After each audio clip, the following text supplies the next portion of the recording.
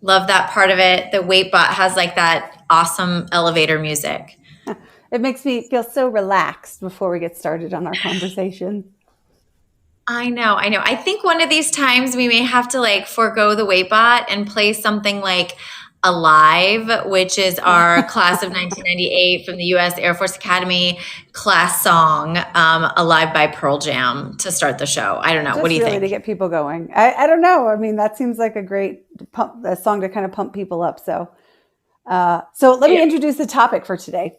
So, sounds okay, awesome. I want to tell you a little bit of a story about the week and some of the things that I've seen this week and what led us to have this conversation, which I do think is really timely.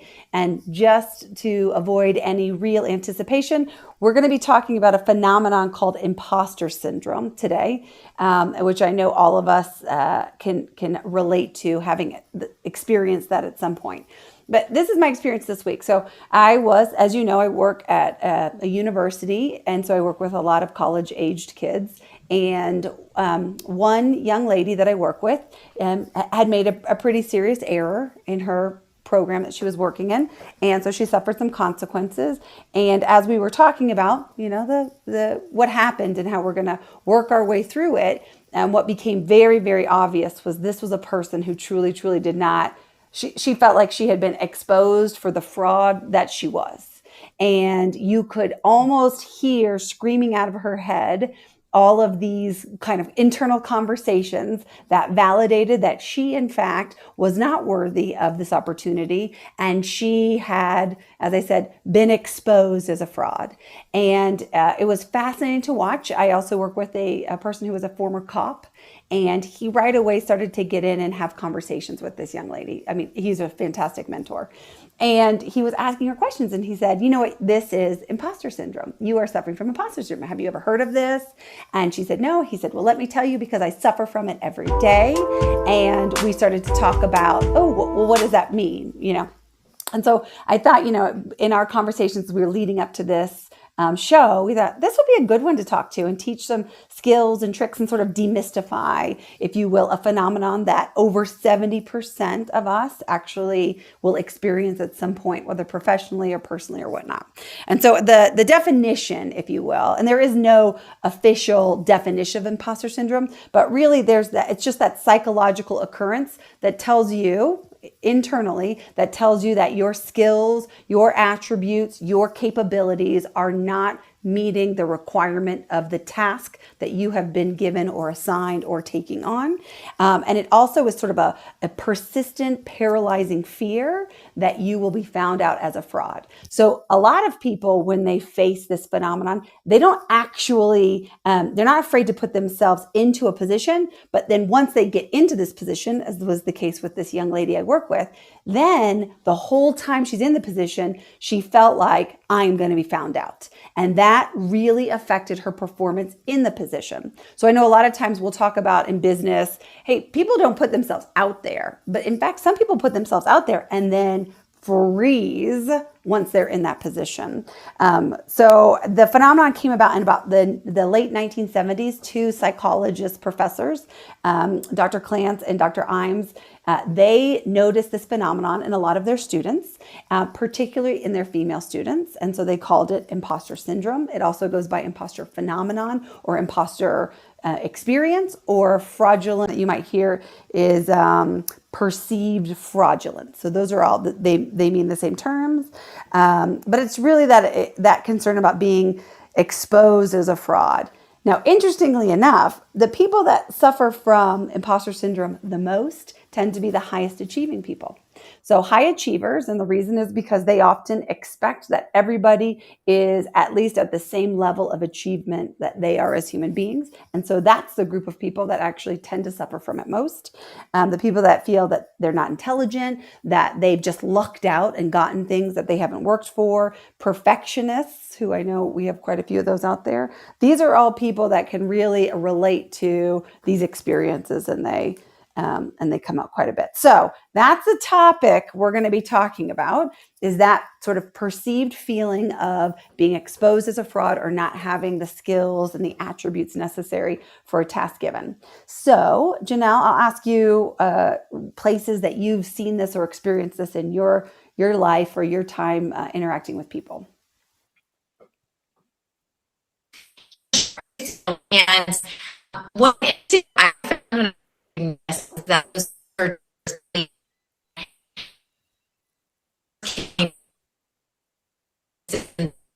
Hmm.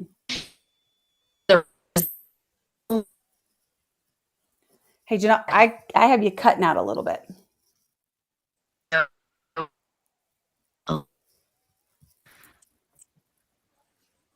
all right, can you hear me okay? Yeah, I can hear you now. Can you just start from the beginning? Do you mind? Yeah, no, absolutely not. So, what I found in some of the research that I was looking at when I found the same stuff where Paulina and Suzanne just kind of coined this term, imposter syndrome.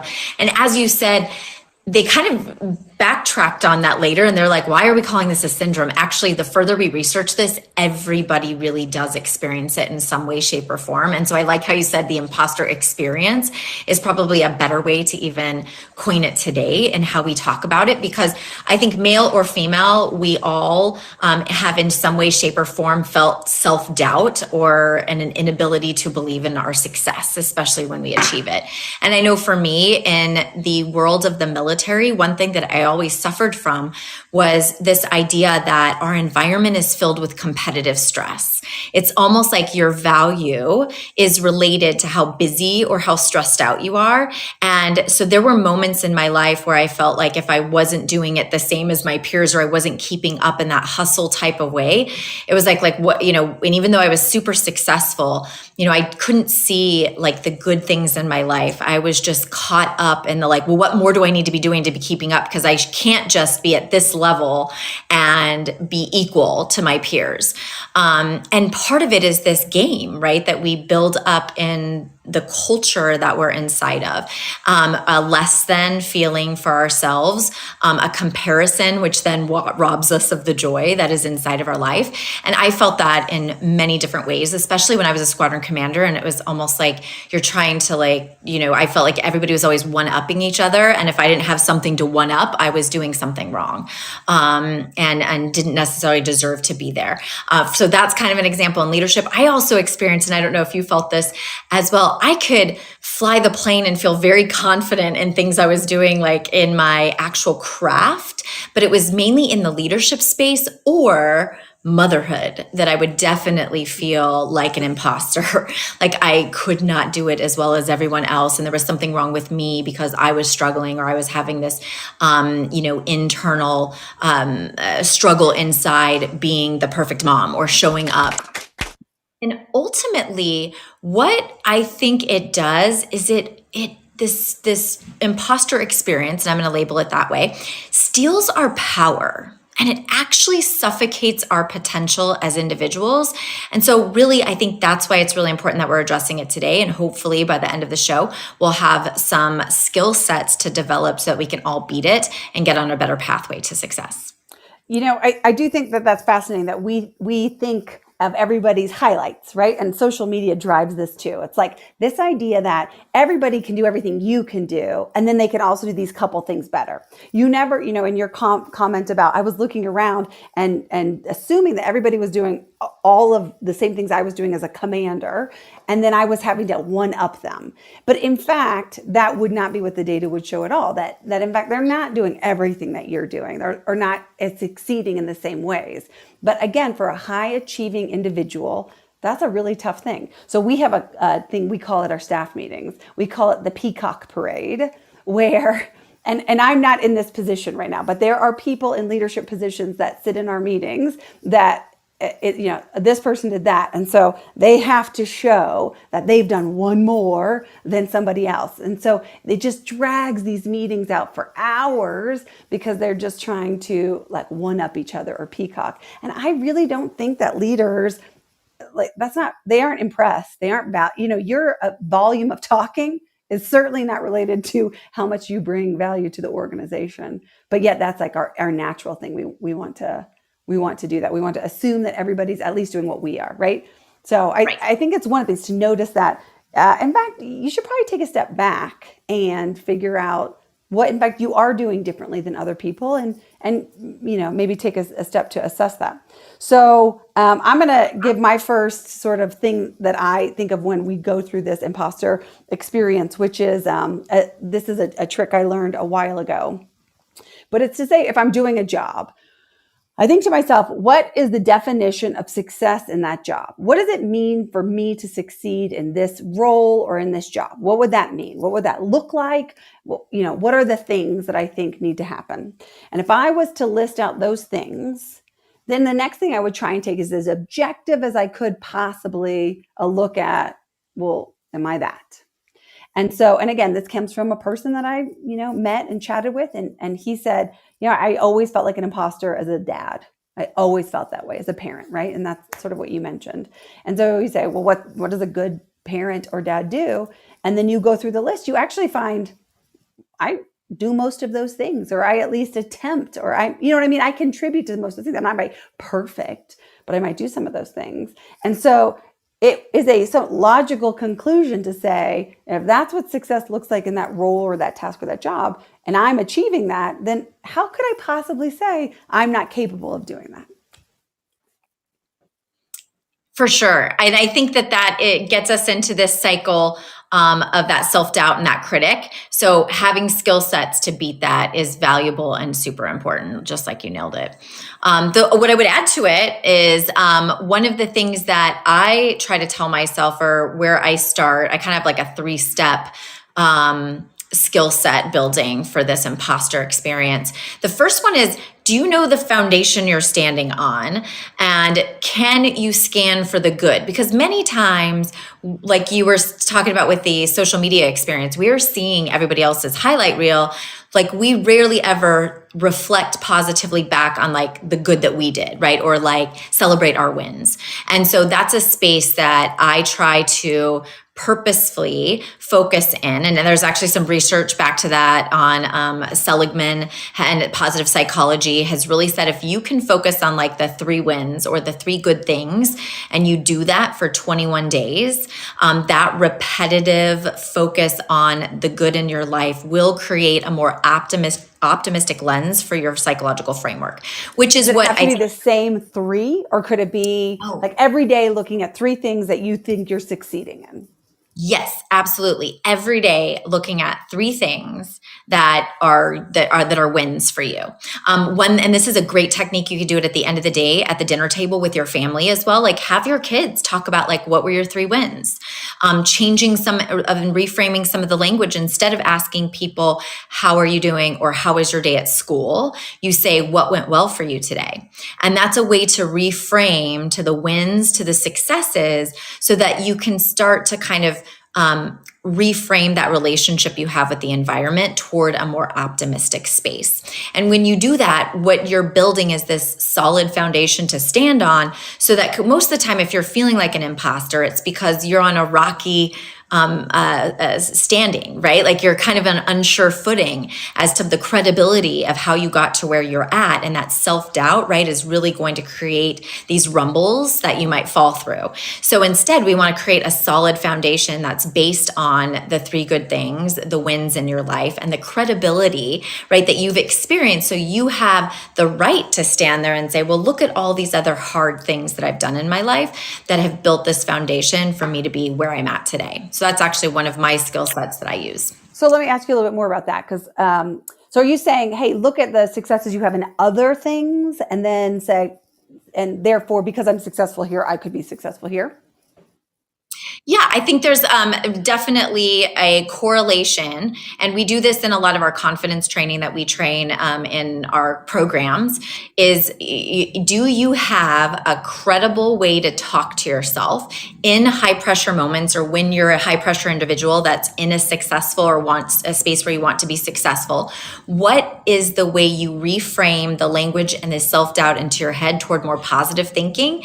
And many times the credible talk we can use for for ourselves is based in experience of doing, say, hard things. Now, you don't have to have particularly done the thing you're about to do. Say it's a job you're about to take, or maybe it's a speech in front of a larger audience that you've never given, or a test you're going to take, or an athletic event. You may not have had to do this particular thing, but you have the credibility based in your experience and your hard work and resourcing to bring that confidence to you in that moment, so that you don't have to feel like an imposter, right? Like you feel like, I have the background to say these things to myself to get rid of the self-doubt and reframe my position in this moment. Does that make sense? Yeah, no, that makes good sense. I can see where that would be a struggle for some people to say, I just don't feel comfortable. And just because I've done this thing doesn't mean I'm necessarily capable of doing, or that I'm not a fraud in doing this thing, right? Because I have knowledge in this area doesn't mean I necessarily have knowledge in this area. And I can see where that would still be a struggle for them,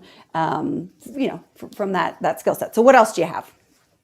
So for sure. Well, then the second thing, because they kind of all work together, is you talked about the perfectionism, which I think is another thing many of us that have been feeling like imposters struggle from and so it's escaping the perfection, right? Most of the time, I have found in my experience that I was setting unrealistic expectations for myself in any given experience. So I could have successfully landed my C-130 in a combat zone with a intense situation, had to do defensive maneuvers, lost an engine, safely saved my crew, and I would still land and say, oh, that wasn't good enough, right? And I think no matter what scenario, right, you can kind of equate that feeling of like, yes, I was successful, but I still don't feel like I did it perfect. And most of the time, it wasn't based on any external expectations that were levied on me. It was this internal perfectionism that I was trying to meet. And when I didn't meet it, that was then data points that were creating more of that feeling of being an imposter. So it's really about letting go of that perfection. I say escape the perfectionism, because that also is kind of that pathway to seeing yourself in a position of success.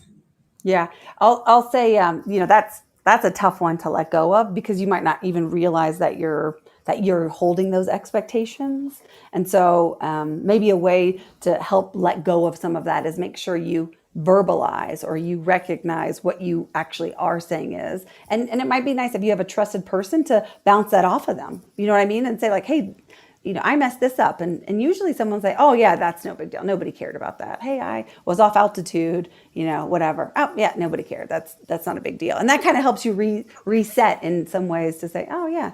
I'll be honest with you, and I'll let you get to your third one here in a second, but I do think one of the keys to imposter syndrome is the fact that when you verbalize your feeling, you realize there are many more people that suffer from it or don't even care about it, right? I think our fear of being vulnerable and talking about this, like this, I did not feel good about this, or I'm nervous about this, or I think I'm not good at this. Not searching for, validation, but almost like when I verbalize it, somebody else says, yeah, I feel the same way, right? So I know there's a phenomenon called pluralistic, I forget the term. It's like pluralistic, let me look it up. It's the fact that most people won't talk about pluralistic ignorance. That was the term. And I thought this was really interesting. And again, just in the research I was doing as we talked about this, it was like, you know what? Most people are not going to talk about their fears and their concerns about this imposter experience. And so if you start the conversation out, then other people will say, oh yeah, I actually feel the exact same way. And then it starts to be this common. I mean, again, at least 70% of people have admitted to experiencing this. I think probably, like you said earlier, 100% of people actually feel it. But 70% of people have said, I actually have experienced that exact thing at some point in my life. And so if you realize that it's far more common and you express it, I think you create a community of people that are willing to talk about it in some ways. Yeah, and I think that's really important because it normalizes, like I'm not unique in this way, right? There are more people that are also experiencing this. The one thing I would challenge with that is like when you are in those moments where you don't have the luxury to talk to someone maybe, or if you are by yourself, that's where like my third one is also, how do you redirect your thoughts in that moment if you don't have that person to kind of reach out to? Because I think that is extremely important and valuable. We should all have like that mentor or that coach, that friend, even, or even like a spouse is great for that, to kind of bounce those ideas off and to like share those feelings. I know that means you get to be vulnerable, and that could be a whole nother conversation we could have on vulnerability. But like in those moments where you don't have that ability to reach out and touch someone, my third kind of skill set is being able to redirect your thoughts when you're by yourself, so that you don't just focus on those imposter or fraud type feelings of self-doubt. How do you first, and I know we talked about this last week, is bring awareness to really even what's going on in the narrative inside your head and then the self-dialogue. So the awareness is the first step, and then the redirect and pivot. We can only actually think of one thought at a time. I know it seems like we can have all these thoughts, but actually they kind of go in a stream of like thought by thought by thought. And so if you have one thought that's being predominant, that is one that's an imposter or a fraud fulfilling prophecy for yourself, then you're going to have a hard time, right? Shifting unless you replace it with something else. So that's why I really am a big proponent of mindfulness. And I know we'll have a whole show on that as well, but learning how to quiet the thoughts inside your head and really make a conscious choice to like see what's going on inside there and choose the right thoughts in the right moments. So that's like kind of delete how the ticker, replace with a more helpful ticker thing, and then let it run. Absolutely. Yep. Just like that. Yeah. So my third tip is this: for a person that has this experience, or a person that suffers from perfectionism or all these things, know this: there is no amount of success that will make this go away. None. So there are a lot of very famous people that suffer from this exact experience. Albert Einstein, Maya Angelou, Michelle Obama, Michelle Pfeiffer, Tom Hanks. I mean, the list goes on and on and on. The people that have documented and discussed in public forums their experience with feeling like an imposter or feeling like a fraud.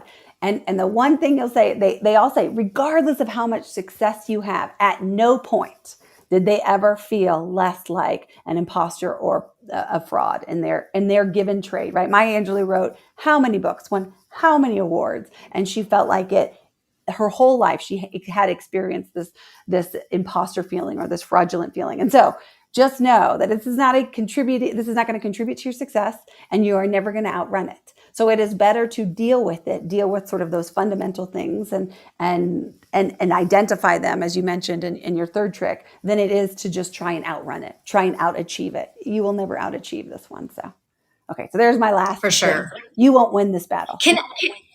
I would actually love to ask a question, because as I was really thinking through this topic, a question came up for me, and I don't know that I know the answer. So I wanted to see if you had a thought on it. Is it our jobs as individuals to fix this imposter experience within ourselves, or is it our duty as individuals to shift the culture that's creating it? Right? No, I think this is really, really good. It's really, there was like a Harvard Business Review article from last year that I thought was so interesting. And they were saying, stop blaming imposter syndrome on the individual. It is not their fault that they feel this way. It is in fact a systematic thing. But that's true. I think there are systematic changes that we need to make in order to make things more equitable, fair in the workplace, right? There are so many things that we want to do to fix some of those things in the workplace.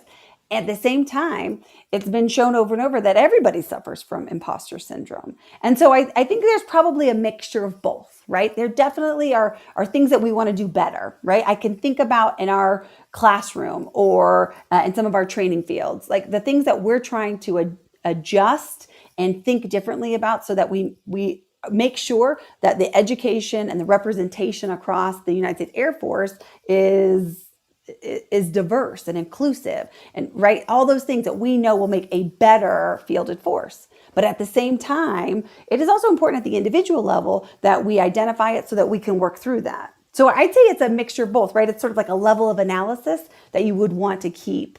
There are systematic issues that we need to address, no doubt. But then we also have individual issues that I think we can help people work through. And mentorship is actually one of the keys to helping people overcome this, right? Mentors are meant to help identify, shine a light on it, tell the secret, right? Oh, actually, everybody feels like that. FYI, not abnormal. And then it gives them a chance to sort of say, oh, okay, I guess I'm not weird and I'm probably not as incapable or as much of a fraud as I think. So I think you're right. I think there's two sides to it, both of which are important. Yeah, What was your thoughts when you went through it? I landed in like the same space because I'm a big proponent on individual empowerment, right? Like we do need to develop skill sets so that we have psychological flexibility to prepare for every environment that we may experience. And so there is some onus on the individual, right? To like rise to the challenges, take the opportunities, redirect thoughts. But I do also think that as leaders and mentors, we can then, as we rise up the ranks, also shift and start kind of addressing the culture piece in the way of mentorship, right? Like the more we can, like, this whole purpose of these conversations is to create lift and lift others, right? Like, and to do it better than we did it. And I think by having these conversations and letting them know earlier in their careers that this is normal and here's some things you can do and here's some things we're doing up at our level to kind of shift and redirect kind of the thinking around how we belong, how we can bring our full self to every opportunity. So yeah, definitely a combination. Awesome. Awesome. Well, are we ready to take a question from the audience? Yeah, let's do it. We're wrapping up time here, so we have a couple minutes. All right. All right. Is there anyone that would like to come on stage and join us for a question? Or we can take comments, people's experience. Yeah, questions, comments, anyone that's out there.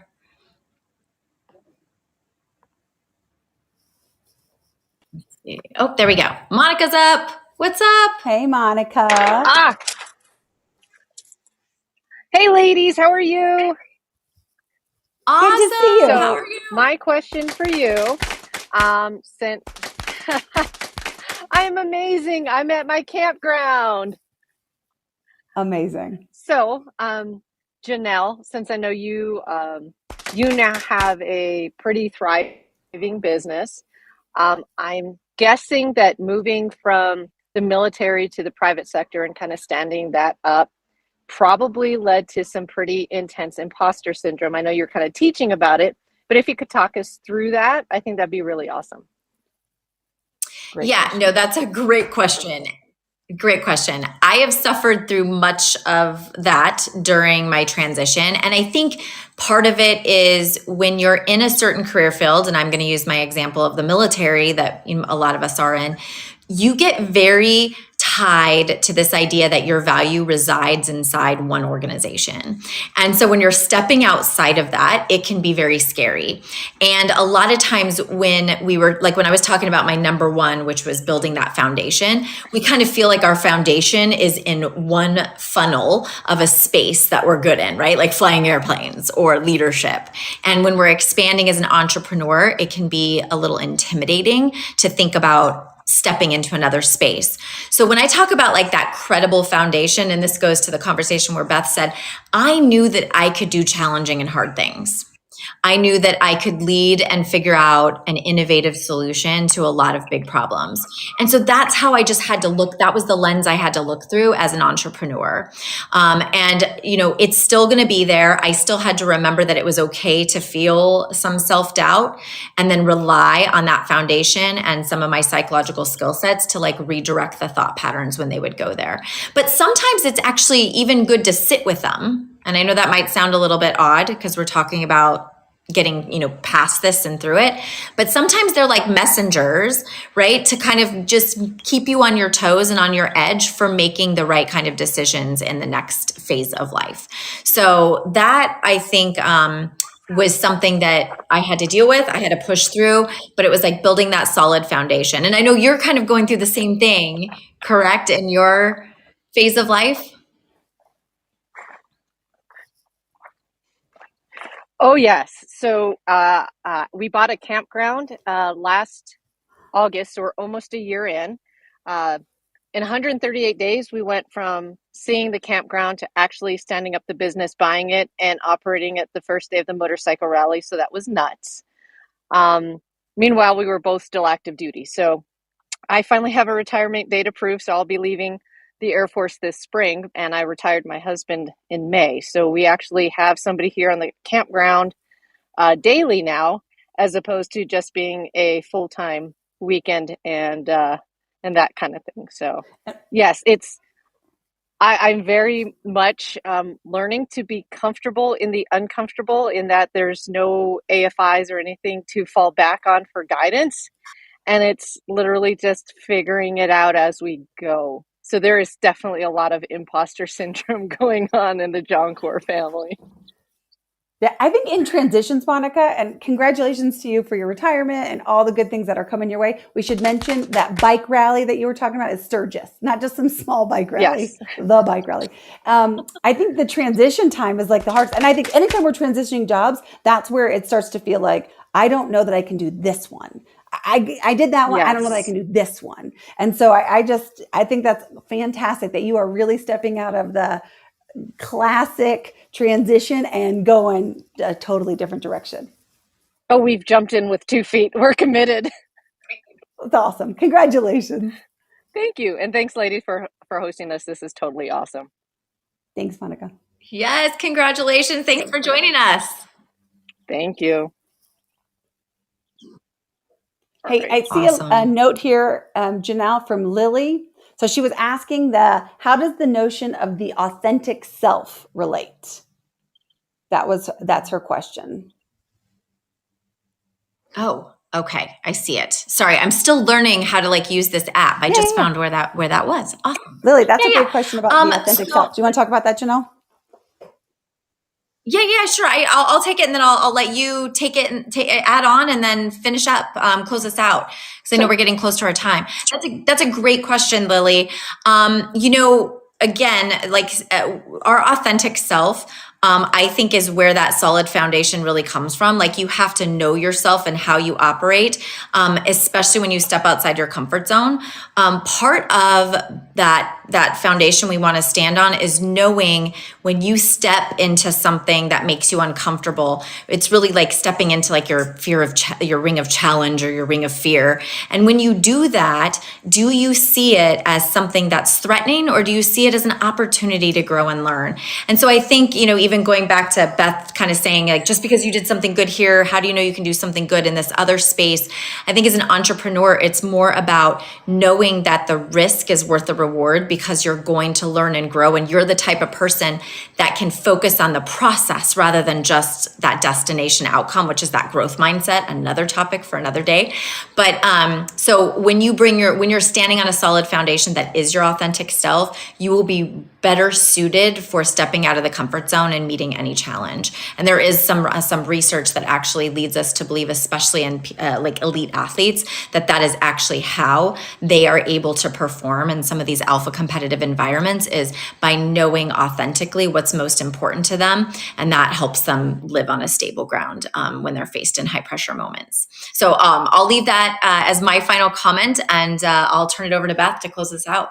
Yeah, you bet. I would just say this: when you're not your authentic self, you're playing a role. And that by definition is fraudulent. That is not that will contribute to being a more fraudulent in behavior. And so for me, if I am trying to conform to a standard that does not sort of resonate with me as a person or a leader, as a, whatever my role is at that time, I automatically will feel like a fraud. So it contributes to worsening the experience for me. So again, if I have been placed in this position, someone gave me this opportunity because they felt like I was the right person for that opportunity. And so they know who I am because I try and bring my authentic self each time. So if you're going to be not yourself, you are already putting yourself down a path of fraudulence that really contributes to an even more negative experience as you go down. So just keep that in mind too. So, okay. So I think we're going to wrap it up for this week. Thank you everybody for joining us, for taking the time. We feel so passionately about sharing this information, or just having these conversations is the better way to say it, because they resonate with us in our real lives and the jobs that we do and the roles that we play throughout. So thanks everybody. If you have questions, you can always post them via the fireside chat during the show, but we also have email, creatinglift98@gmail.com. And I check that consistently throughout the week. So that helps us decide what we're going to talk about for the next week. We have some ideas, but we'd much rather hear from you guys. You can, again, through Fireside Chat, we're also on YouTube. So Creating Lift 98 is our channel. And so you can go back and watch stuff for us. And then we are linked in our bios and our profiles here on Creating Lift if you want to find us elsewhere. So with that, I'll say thank you everybody for joining us. Thank you, Jannell, for sharing all that. Monica and Lily, thank you for the awesome questions. And we will see you next Thursday, 7 p.m. Mountain Time, as we continue to create Lift. Thanks, everybody.